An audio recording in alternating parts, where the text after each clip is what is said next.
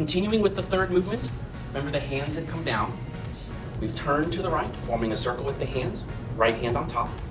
Pivoting on the right heel, making sure the left knee doesn't twist in, but that you feel comfortable over that left leg.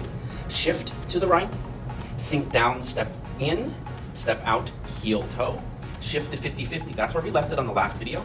From here, you're going to turn to the left, switching the hands, shifting your weight to the left leg as you straighten the right leg, but make sure to turn the toe in, which is also turning the hips forward.